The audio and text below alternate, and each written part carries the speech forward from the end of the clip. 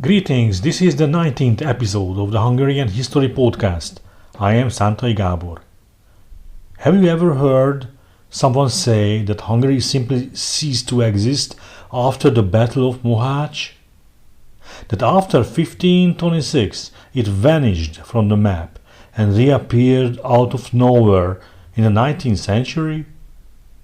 And the Transylvanian Principality was a mere vassal state of the Ottomans? Well, these are the most persistent myths on the internet, repeated by people who learned history in other states, especially around modern-day Hungary. For history telling is always a blend of conflicting narratives. But now let us also listen to the Hungarian narrative, for my sake. In this episode, we will take a closer look at what really happened after Mohács, how Hungary survived, divided but alive, and how Transylvania and the remaining part of the Kingdom of Hungary kept the kingdom's legal and political identity intact. And we will also explore the Croatian side of the story, because their claim that they were no longer under the Hungarian crown after 1527 isn't just modern nationalism. It's a real historical argument rooted in the complex legal world of the 16th century. This is the story of what happens when a kingdom loses its king, its capital, and half its land, but refuses to die. Did Hungary really cease to exist after 1526? It is a claim you still see online, especially from Romanians, Slovaks, and sometimes Croatians. According to this version, Hungary simply vanished as a kingdom after Mohács, and then somehow reappeared out of nowhere in 1868. Some Croats even add that after 1527 they were no longer under the Hungarian crown. This is a perfect example of how modern national narratives rewrite the past. A half-truth can be worse than a lie, because it sounds convincing. And when you deny the very existence of something, that is often the most powerful form of denial. I keep running into this misconception, so let's take a closer look. In the famous novel of Bulgakov, The Master and Margarita, the Soviet editor Berlioz scolded the young poet Ivan. His point was that instead of writing negative things about Jesus Christ, Ivan should write that Jesus never existed. Here is the extract from the book. Enjoy. The thing was that the editor had commissioned from the poet a long anti-religious poem for the next issue of his journal. Ivan Nikolaevich had written this poem in a very short time, but unfortunately the editor was not at all satisfied with it. Ivan had portrayed the main character of his poem, that is Jesus, in very dark colors, but the whole poem, in the editor's opinion, had to be written over again. And so the editor was now giving the poet something of a lecture on Jesus, to underscore the poet's essential error. It is hard to say what precisely had let Ivan Nikolaevich down: the descriptive powers of his talent, or a total unfamiliarity with the question he was writing about. But his Jesus came out, well, completely alive, the once existing Jesus, though true, a Jesus furnished with all negative features. Now Berlioz wanted to prove to the poet that the main thing was not how Jesus was good or bad, but that this same Jesus as a person simply never existed in the world, and all the stories about him were mere fiction, the most ordinary mythology, says Bulgakov. And this is exactly what we see in some modern debates, not just criticizing Hungary, but denying that the kingdom ever existed after 1526. So where does this idea come from, that Hungary ceased to exist? after 1526. It rests on a very modern definition of sovereignty, a unified independent nation-state with its own king ruling from a historic capital. And if you use that standard, then yes, Hungary looked broken after Mohács. The king was dead, the capital was lost, and the country was divided. But history doesn't work that way. The Kingdom of Hungary didn't vanish. It survived, though in a very different form. Legally, it continued as a kingdom, but its territory was split, and its sovereignty was constantly challenged. Before Mohács, some Hungarian lords warned King Lajos II, saying, "The Ottomans want Vienna, not Hungary. If we give them a corridor, we might save ourselves." And it wasn't just an empty talk. Suleiman might have been satisfied with safe passage and symbolic tribute. Lajos could have kept his crown, his army, even Hungary's laws, paying far less than what the Habsburgs themselves later sent every year to Istanbul as gifts for peace. In other words, Hungary might have survived with its autonomy intact, on better terms than Wallachia or Moldavia. But Lajos refused, and that choice sealed his fate. The Battle of Mohács in 1526 was more than just a defeat, it was a catastrophe. King Lajos II was killed, and a power vacuum opened that tore the country apart.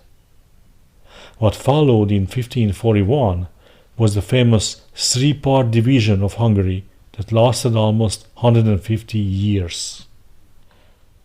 Okay, first let us talk about the Ottomans. They seized the central heart of the kingdom, including Buda, and turned it into the Budin Eyalet, a province in the empire. But it was never a smooth integration. The old Hungarian feudal system was hard to dismantle, and the Ottomans had to garrison their castles with South Slavic mercenaries. Even in the 17th century, they couldn't move safely between strongholds without armed escorts. Okay, they held only 41% of the kingdom. However, their raiding parties easily reached all corners of the surviving Western Kingdom of Hungary, so it was not an easy story. But now let us turn to the east, to Transylvania, which before 1570 was still called Eastern Hungary during the dual kingship. This region didn't fall to the Ottomans right after Mohács. And here is something people often forget: the Turks were not as unstoppable as they looked. Their real goal was Vienna, the Golden Apple. And Transylvania was not a tiny province. It was a vast land in the heart of Central Europe. At times, the Principality controlled territories almost twice the size of modern Hungary. Even the Székely land alone, now the home of the Székely Hungarians, is larger than today's Kosovo. But let's go back in time and see that after Mohács, Szapolyai János, the voivode of Transylvania, still had his army intact. With that strength behind him, he was soon crowned King of Hungary. But his position was fragile. In 1527, the Habsburgs struck, and no Christian monarch came to his aid. Only his brilliant diplomat, Lasky from Poland, kept him afloat. Thanks to Lasky, Szapolyai struck a deal with Sultan Suleiman. The Sultan focused on Vienna and allowed him to rule the eastern half of Hungary for the time being. It was better than immediate invasion, wasn't it? And on the other hand, the Sultan just simply didn't have enough power to take Transylvania as well. Well, and make no mistake, Szapolyai had real support at home. About 95% of the Hungarian nobility stood with him. By contrast, Ferdinand of Habsburg, when crowned, had only a small circle of followers in Hungary. So in 1527 the kingdom still functioned under Szapolyai's rule, though it was soon tested by Ferdinand's attack and even a rebellion led by the Serbian Černiovan. And after a short civil war with the Habsburg claimant, something unique took shape. Transylvania, at the time Eastern Hungary, became, at least on paper, an Ottoman vassal. But in reality, it was more than that. It was a continuation of the Hungarian Kingdom led by a Hungarian ruler. Geographically, it was squeezed between two great empires, yet far enough from both to carve out its own path. And legally, it wasn't conquered by the Turks. It was more like a deal, an uneasy compromise, where Transylvania kept its autonomy in exchange for acknowledging Ottoman overlordship. Transylvania kept its own laws, its own diet, and the Hungarian administration. It became the cultural heart of the nation, often called the keeper of Hungarian sovereignty. And here is the key point. It was never a typical vassal. A true vassal state has no foreign policy of its own, but the Transylvanian princes often played their own game. Take, for example, the 1630s.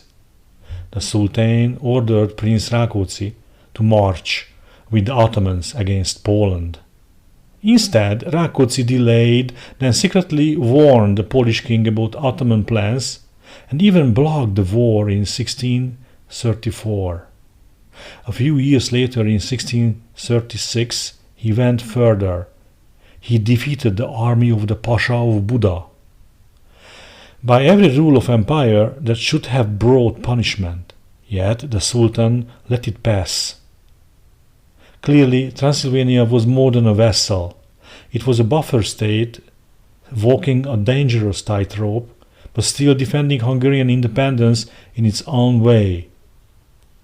And what about taxes? A real vassal pays on time every year. No questions asked. But Transylvania wasn't like that. Let's return to Prince Rákóczi György I on this name. He took power in 1630. Then he spent 5 or 6 years negotiating with the Sultan over how much tribute he would pay. During the entire time, he didn't send a single coin to Istanbul. If Wallachia or Moldavia had tried that, the Ottomans would have sent an army at once. But Transylvania got away with it. It tells us a lot about how much room it had to maneuver. And then there is the question of war.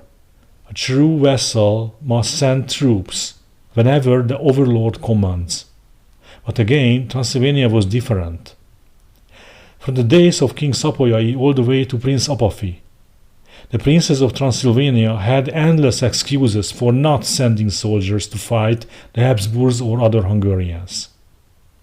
In fact, they often did the opposite, borrowing Ottoman units for their own purposes. Sometimes they even refused outright. During the long Turkish War, Transylvania simply stayed out, despite being an Ottoman client.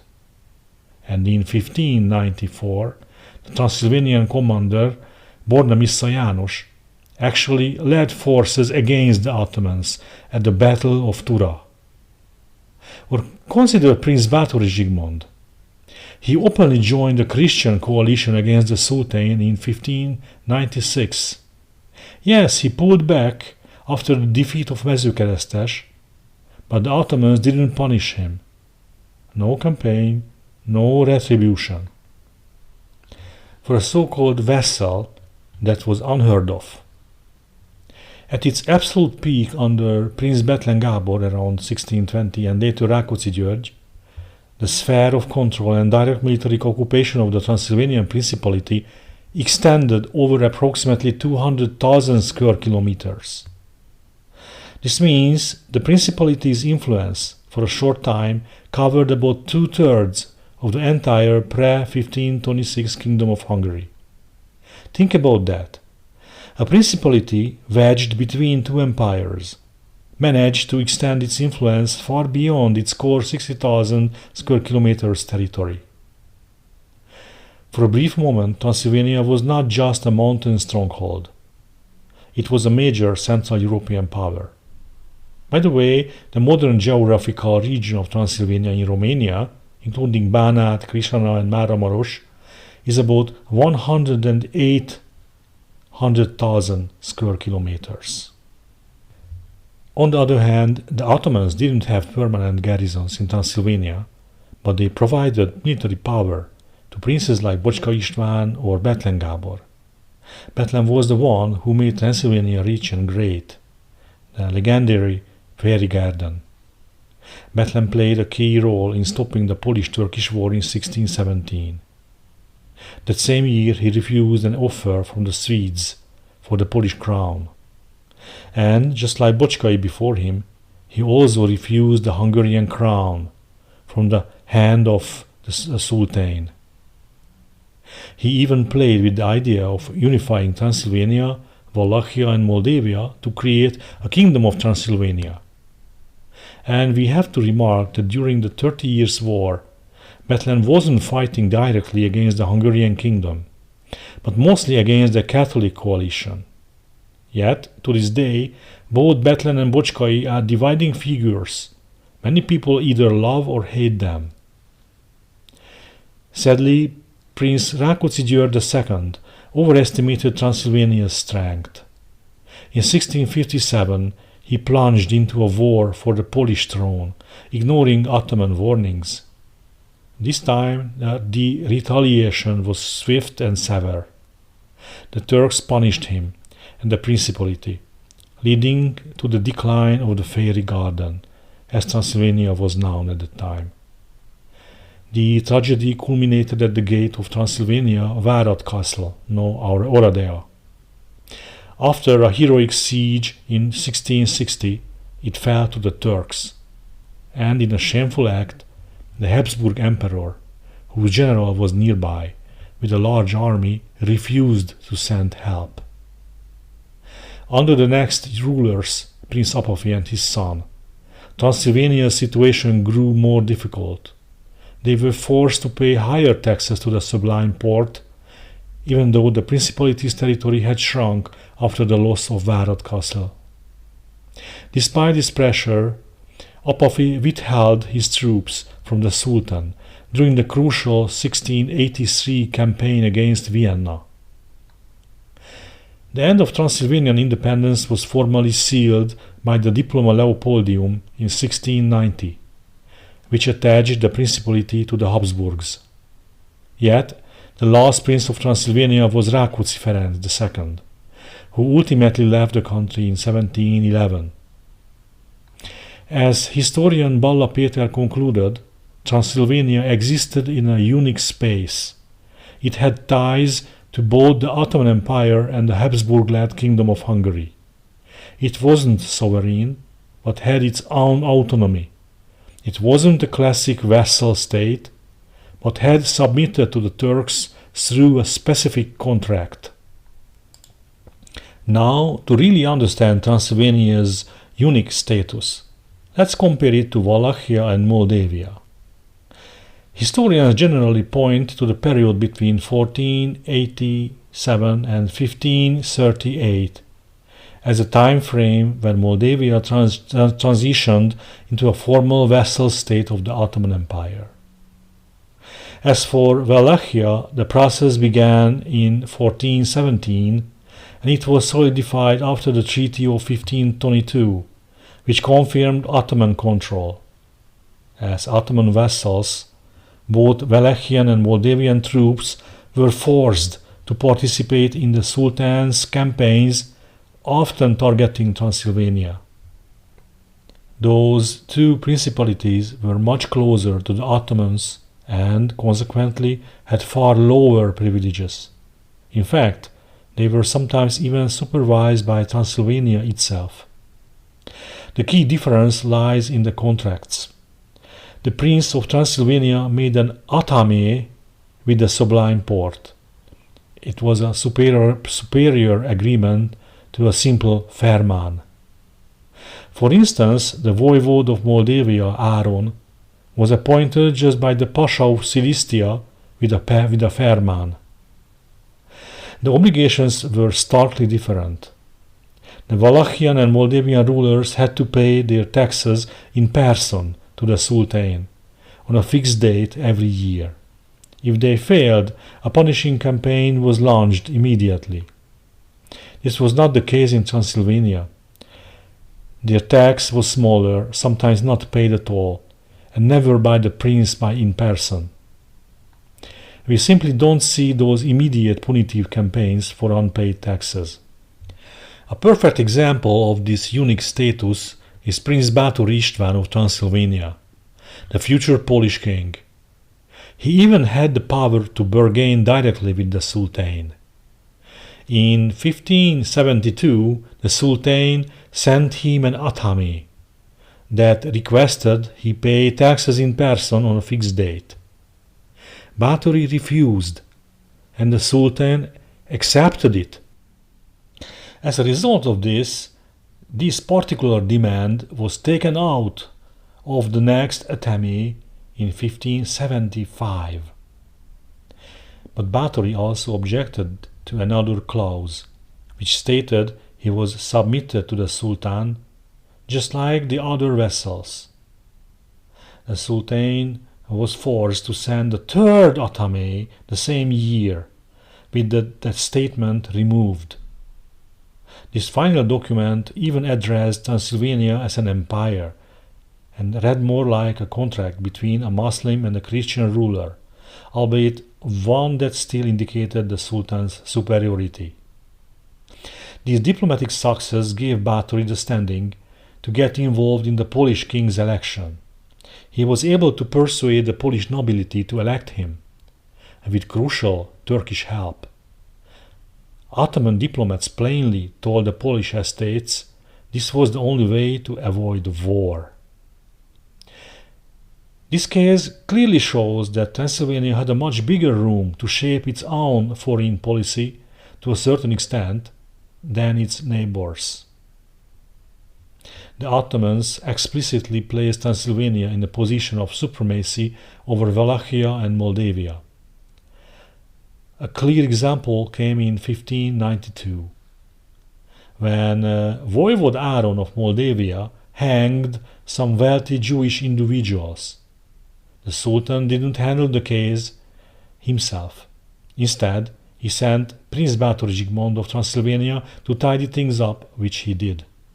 Furthermore, we know that Moldavia and Wallachia were obliged to send gifts not only to the Sultan in Constantinople, but also to the Transylvanian prince in Gyulafehérvár, Alba Iulia.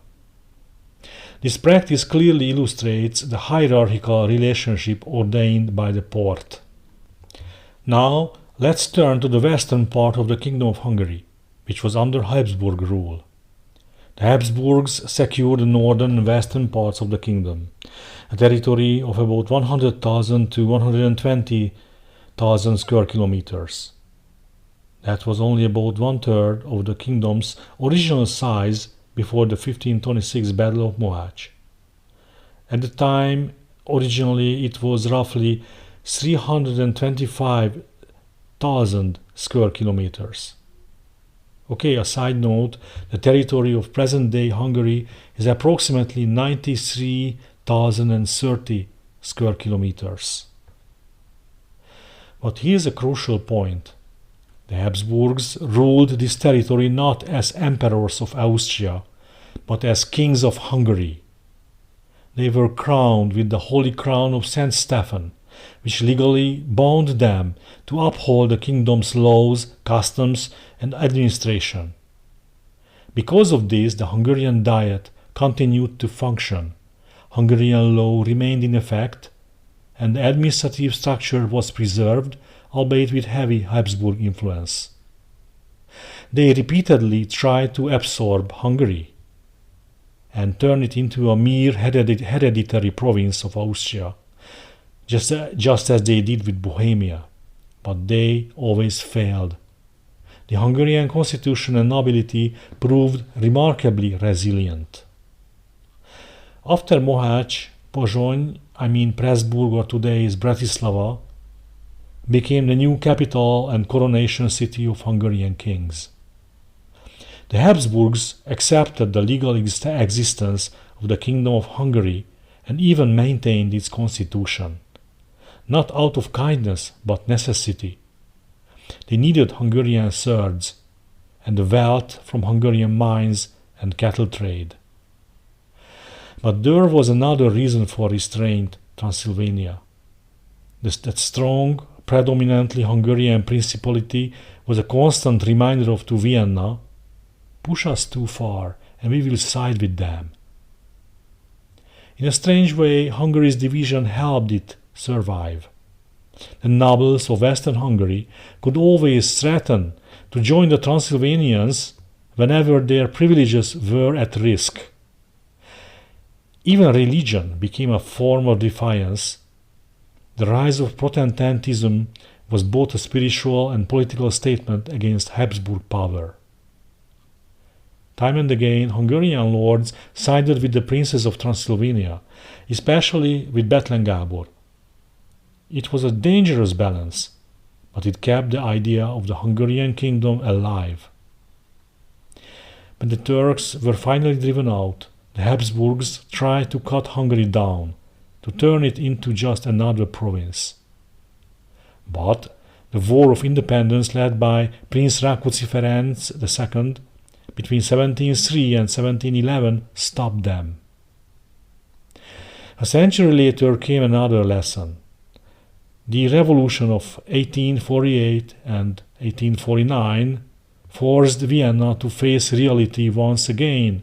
Hungary would not surrender its rights.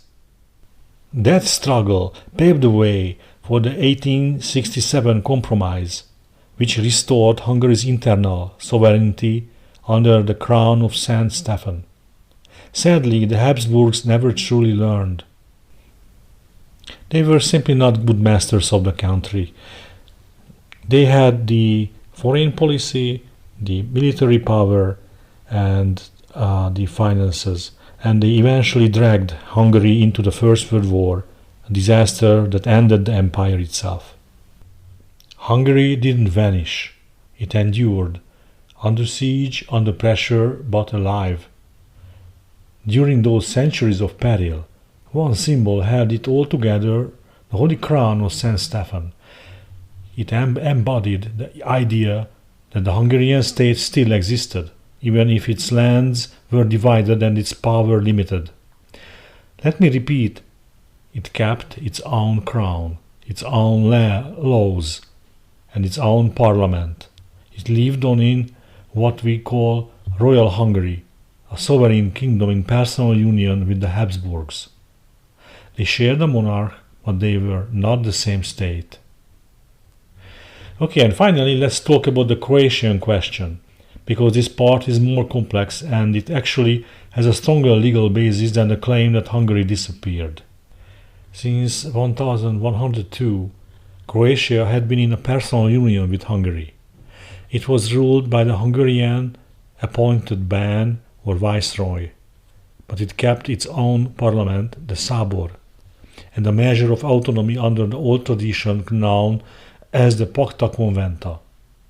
In practice, the Croatian estates recognized the Hungarian king as their own, but they governed their affairs separately.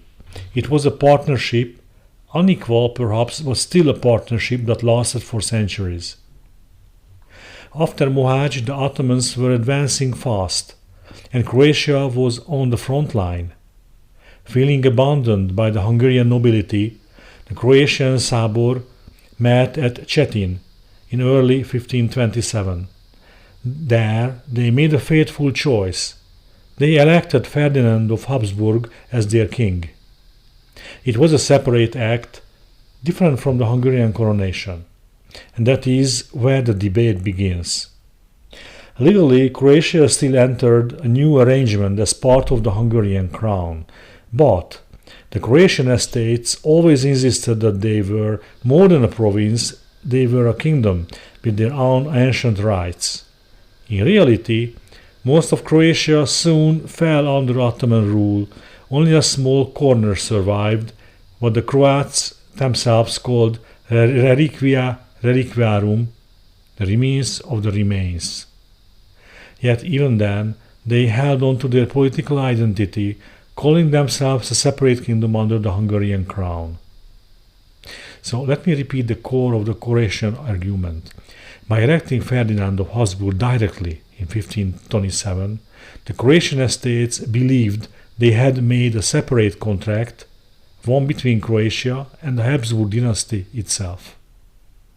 In their view, they no longer belonged to the Hungarian crown, but they were now under the Habsburg crown directly.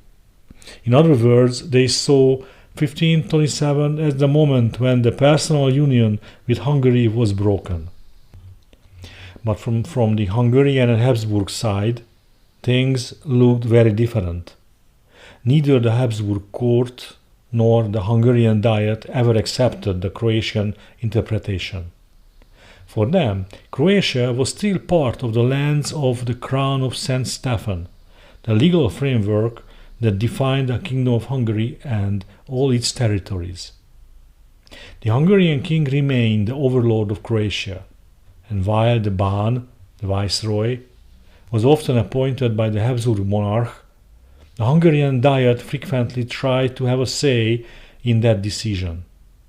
In other words, Vienna and Pozsony both claimed authority, and Croatia stood right between them. So what is the truth about Croatia's status after 1527? Well, this is one of those historical grey zones where both sides have a case. From the Croatian point of view, the Cetin decision created a new union with the Habsburgs, a real union, that ended Croatia's old subordination to Hungary. From the Hungarian perspective, it was simply a change of monarch within the same constitutional framework. Croatia, they argued, remained part of the Crown of St. Stephen. And the historical reality? The Habsburgs played both sides. They treated Croatia as semi-independent when it suited them, and as part of Hungary when that was more convenient. In practice, Croatia kept its autonomy, its own Szabor and Bán, but was consistently handled by Vienna as part of the Hungarian political sphere, right up until the 19th century. Finally, the Croatian-Hungarian settlement, Nagodba, of 1868 redefined Croatia's status within the Kingdom of Hungary, granting it significant internal autonomy over its own affairs like education, justice, and religion, while confirming its subordination to the Hungarian government in matters of common interest like finance and defense. So if we simplify it, Hungary was a sovereign kingdom in personal union with the Habsburgs. Croatia was a kingdom in personal union with Hungary and therefore indirectly with the Habsburgs. In a sense, the Croats lived under a double personal union, first with the Hungarian king and then, because the king was a Habsburg, with the Habsburg dynasty itself. So why do these misconceptions keep coming back even today? First, nationalist history. In the 19th and 20th centuries, every nation in this region rewrote its past to justify its borders and identity. For Hungarians, stressing the continuous existence of the kingdom helped defend the idea of pre-Trianon Hungary. For Croatians, Romanians and Slovaks, emphasizing a break or a separate status, served to legitimize their own independence. Second, simplification. The reality of medieval law, divided sovereignty, and personal unions doesn't fit into the modern idea of a nation-state. It's easier to say Hungary disappeared, or Croatia left the Union, then to explain centuries of overlapping authority and shared crowns. And third, the 1867 Compromise. The Austro-Hungarian dual monarchy made Hungary fully sovereign again in its internal affairs, but not in the foreign affairs, note. To outsiders it looked like the kingdom had suddenly reappeared. But in truth it never vanished. It had simply survived in a different form, waiting to reclaim what was always legally its own. In short, Hungary didn't disappear. It lived through a long age of division and limited sovereignty, and Croatia's claim, though different, is not a myth. It is a real constitutional argument born in the complicated world. Today's internet debates are just echoes of those old legal and political battles, simpler, louder, and often stripped of context, but still rooted in the same centuries-old story. The next time you hear someone claim that Hungary vanished from the map, you will know the rest of the story. Hungary didn't cease to exist, it endured, it adapted. For generations it served as a shield, bearing the brunt of the Ottoman onslaughts that otherwise would have shattered Western Europe. And in the end it returned, not from thin air, but from the unbroken thread of its own legal and historical continuity. This return, however, came at a profound cost. A homeland scarred by occupation, a population severely diminished, and a sovereignty constrained under Habsburg dominance. A dominance that would ultimately drag the nation into the cataclysm of World War I. The 20th century partition of the country at Trianon, a direct and tragic consequence of those centuries of conflict, is a story for another day, and I promise you it will not be left unaddressed. Thank you for listening. If you enjoyed this episode, please share it with someone who loves history, or someone who needs to hear it. Until next time, I am Szántai Gábor, and it has been the Hungarian History Podcast.